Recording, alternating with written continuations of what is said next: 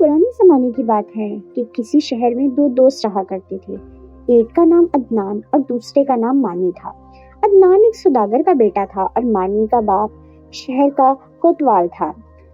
अदनान तजारत के कामों में अपने बाप का हाथ बटाता था। फने सिपागरी सीख रहा था ताकि शाही फौज में शामिल होकर अपने मुल्क की खिदमत कर सके। यूं तो अदनान तजारत का माल लेकर अपने बाप के साथ सफर पर रवाना होता था, मगर एक मर्तबा ऐसा हुआ कि जब वो अपने बाप के साथ सफर पर रवाना होने वाला था तो इसका बाप बीमार पड़ गया। बीमारी की वजह से वो काफी कमजोर हो गया था, इसीलिए इसे आराम की जरूरत थी। अदनान ने सोचा कि इस मर्तबा वो अकेला ही तजारत का माल लेकर निकल जाए। इसके इरादे की खबर मानी को हुई तो वो भी घूमने फिरने की गर्ज से इसके साथ हो लिया।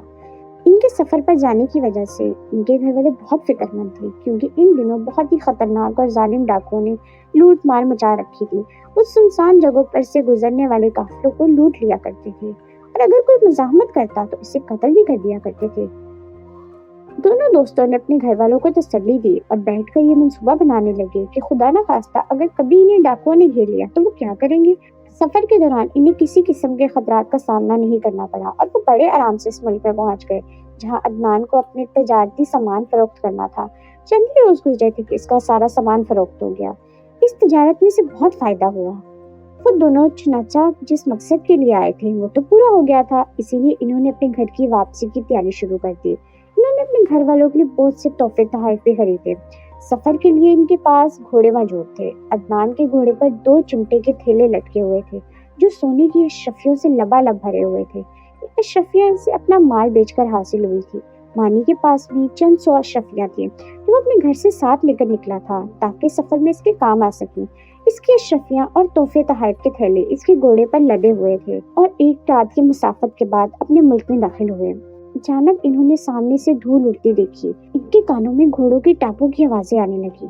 इस धूल को देखकर और घोड़ों की टापों की आवाज सुनकर दोनों दोस्त घोड़ों से उतर गए और तशवीश भरी निगाहों से एक दूसरे को देखने लगे। थोड़ी ही देर गुजरी थी कि बहुत से घुड़सवार इनके नजदीक आ गए और इन्होंने इन दोनों को अपने घेरे में ले लिया। लोग शक्ल सूरत से डाकू लगते थे। इनके हाथों में चमकती हुई तेज तलवारें थी। सबसे आगे खौफनाक शक्ल और बड़ी बड़ी मूंछों वाला एक शख्स था। वो इनका सरदार मालूम होता था। इसने घोड़े पर बैठे बैठे एक खौफनाक कहका बुलंद किया और अपने साथियों से बोला, शक्ल से ये लोग अमीर सादे लगते हैं, सारा माल इनसे छीन लो, मुजाहमत करें तो कत्ल कर दो। अदनान और मानी माहिर तलवारबाज थे और बहादुर भी बहुत थे, लेकिन इतने भी नहीं कि डाकुओं से जीत सके। अदनान ने डाकू के सरदार से कहा, हम 2 हैं और तुम बहुत सारे। अकल का तकाजा है कि हम तुम्हारा मुकाबला न करें। तुम हमारा माल ले लो और हमें जाने दो। डाकुओं का सरदार एक मरतबा फिर बुलंद आवाज में हंसा। फिर इसका इशारा पाकर इसके 2 साथी घोड़े से उतरे और इनके घोड़ों की तरफ बढ़े ताकि इन पर लदे सामान पर कब्जा कर सके। मानी की उंगली में एक अंगूठी थी। अदनान के हाथ में एक बांसुरी भी थी। डाकू को आता देखकर इसने बांसुरी अपनी जेब से निकालकर हाथ में पकड़ ली थी। जब डाकू इनके थैले घोड़ों से उतारकर अपने कब्जे में ले रहे थे तो मानी ने अपनी अंगूठी उंगली से उतारी और इसे जमीन पर फेंककर इस पर पांव रखकर खड़ा हो गया। अदनान ने अपने हाथ में पकड़ी हुई बांसुरी जल्दी से अपने लिबास की जेब में छुपा ली। दोनों डाकू तो अपने काम में मसरूफ थे, मगर डाकू के सरदार ने ये दोनों हरकत देख ली थी। वो घोड़े से उतरकर आगे बढ़ा। इसने मानी को धक्का देकर एक तरफ हटाया और जमीन से अंगूठी उठा ली। फिर इसने अदनान की जेब में हाथ डालकर इसकी बांसुरी भी निकाली और बोला, बेईमान लड़कों, ये बताओ कि तुम लोग ये अंगूठी और बांसुरी क्यों छुपा रहे थे।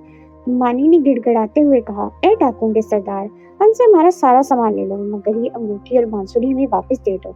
डाकुओं के सरदार ने गौर से अंगूठी और बांसुरी को देखा और बोला, ना तो अंगूठी सोने की है, ना ही बांसुरी पर हीरे जवाहरात जड़े हुए हैं। तुम लोग इन मामूली चीजों के लिए इतना परेशान क्यों हो रहे हो। मानी ने बेबसी से अदनान को देखा और बोला, अंगूठी और बांसुरी का एक राज है। इनके सामने पहाड़ वालों के पास जंगल में हजारों साल पुराना एक दरख्त है। इसकी पहचान ये है कि वो जंगल का सबसे बड़ा दरख्त है और झील के नजदीक है। अब कोई शख्स इस दरख्त के नीचे खड़े होकर इस अंगूठी को अपनी उंगली में पहनकर इस बांसुरी को बजाएगा। इसके बाद जो कुछ भी होगा तो देखकर वो शख्स हैरत ज़दा हो जाएगा। मानी की बातें सुनकर डाकुओं की आंखें चमकने लगी और इसे वो कहानी याद आ गई जिनमें तरह तरह की जादूगी चीजें हुआ करती थी। मानी की बातों से इसने अंदाजा लगाया था कि अंगूठी और बांसुरी जादू की है। اس نے انہیں اپنی جیب میں رکھ لیا اور دل میں سوچنے لگا کہ وہ جنگل جا کر اس درخت کے نیچے کھڑا ہو کر انگوٹھی پہن کر بانسری بجائے گا اور پھر دیکھے گا کیا ہوتا ہے۔ دونوں ڈاکو عدنان اور مانی سے لوٹا ہوا سامان اپنے گھوڑوں پر لاد چکے تھے۔ سردار نے اپنے ساتھیوں کو وہاں سے روانہ ہونے کا اشارہ کیا۔ انہوں نے اپنے گھوڑے موڑے اور تیزی سے بھگاتے ہوئے نظروں سے اوجھل ہو گئے۔ شکر یہ ہوا کہ انہوں نے عدنان اور مانی کے گھوڑے اپنے قبضے میں نہیں لیے تھے، ورنہ انہیں گھر پہنچنے میں بہت سخت دشواری کا سامنا کرنا پڑتا۔ ڈاکوؤں کے چلے جانے کے بعد عدنان نے کہا، خالی ہاتھ گھر لوٹتے ہوئے اچھا نہیں لگ رہا۔ فکر کیوں کرتے ہو، اللہ نے چاہا تو سب کچھ ٹھیک ہو جائے گا، مانی کے گھوڑے پر سوار ہوتے ہوئے اسے تسلی دی۔ پھر دونوں دوست اپنے گھر کی جانب چل پڑے۔ دونوں نے اپنے گھر والوں کو ڈاکوؤں کے ہاتھ لوٹ جانے کی کہانی سنائی۔ یہ کہانی سن کر سب نے اظہار افسوس کیا، مگر وہ اس بات پر خوش بھی ہوئے کہ اللہ تعالیٰ کا شکر ہے کہ ڈاکوؤں نے ان دونوں کو کوئی نقصان نہیں پہنچایا۔ یہ اگلے روز دوپہر کی بات ہے۔ ڈاکو کا سردار اپنے تمام ساتھیوں کے ساتھ جنگل میں آیا۔ سب جھیل کے نزدیک اس پرانے درخت کے نیچے جمع ہو گئے۔ ڈاکو کا سردار بہت خوش تھا کہ اب اس انگوٹھی اور بانسری کے راز سے پردہ اٹھ جائے گا۔ اس نے انگوٹھی کو اپنی انگلی میں پہنا اور پھر بانسری بجانے لگا۔ بانسری کی لے اتنی تیز تھی کہ آس پاس کے درختوں پر بیٹھے ہوئے پرندے شور مچاتے ہوئے اٹھ گئے۔ ڈاکو کا سردار بانسری بجانے میں مصروف تھا اور اس کے تمام ساتھی اسے بڑی حیرت اور دلچسپی سے دیکھ رہے تھے۔ اچانک قریبی درخت سے بے شمار سپاہی کود کود کر زمین پر اترے اور بے خبر ڈاکوؤں کے سروں پر پہنچ گئے۔ بہت سے سپاہی بڑی بڑی جھاڑیوں میں چھپے ہوئے تھے، وہ بھی باہر آ گئے۔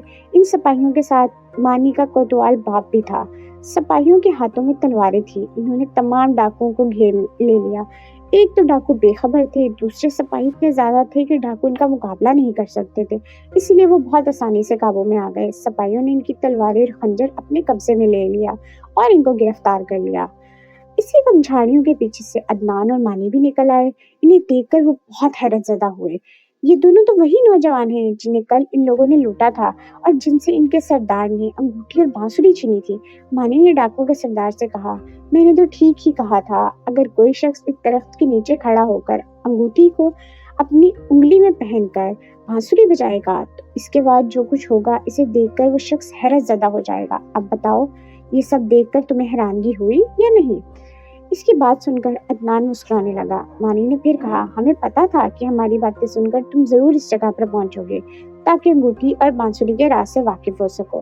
میں نے اپنے ابا جان سے کہہ کر ان تمام سپاہی کو درخت اور جھاڑیوں میں چھپا دیا تھا تاکہ وہ تمہیں گرفتار کر سکیں۔ عدنان نے ڈاکوؤں کے سردار کی طرف دیکھتے ہوئے کہا، جب ہم لوگ تجارت کا مال لے کر اپنے سفر پر روانہ ہوئے تھے تو ہم نے یہ منصوبہ بنا لیا تھا کہ اگر ڈاکوؤں سے واسطہ پڑا تو ہم انہیں انگوٹھی اور بانسری کی کہانی سنائیں گے تاکہ جب وہ اس درخت کے پاس آئے تو سپاہی انہیں گرفتار کر لیں۔ تم لوگوں نے بڑے عرصے سے اس علاقے میں لوٹ مار کا بازار گرم کیا تھا، اب تمہیں اپنے کیے کی سزا ملے گی۔ اگر تم لوگ لوٹ مار کی بجائے محنت مزدوری کر کے اپنا پیٹ پال لیتے تو اس ذلت سے دوچار نہ ہونا پڑتا۔ ڈاکوؤں کا سردار اس بات پر سخت شرمندہ ہوا کہ عدنان اور مانی اسے بڑی آسانی سے بیوقوف بنا لیا۔ اس نے اپنا سر جھکا لیا۔ مانی کے باپ کوتوال نے عدنان اور مانی سے کہا، اگر ہم ان خطرناک ڈاکوؤں کو گرفتار کرنے میں کامیاب ہوئے ہیں تو یہ تم دونوں کی عقل مندی کی وجہ سے ہوا ہے۔ یہ تو کسی کے بھی ہاتھ نہ آتے تھے، انہوں نے لوگوں کی زندگیاں اجیرن کر رکھی تھی۔ برے کام کا برا انجام ہوتا ہے، اب یہ لوگ بھی اپنے انجام تک پہنچیں گے۔ بعد میں ڈاکوؤں پر مقدمہ چلا اور انہیں لمبی لمبی سزا ہوئی۔ عدنان اور مانی بھی ان کی اشرفیاں اور دوسرا سامان واپس مل گیا۔ یوں ان دونوں کی ذہانت کی وجہ سے یہ ڈاکو اپنے انجام کو پہنچے اور لوگوں نے سکھ کا سانس لیا۔ تو بچوں، آپ نے اس کہانی سے کیا سیکھا؟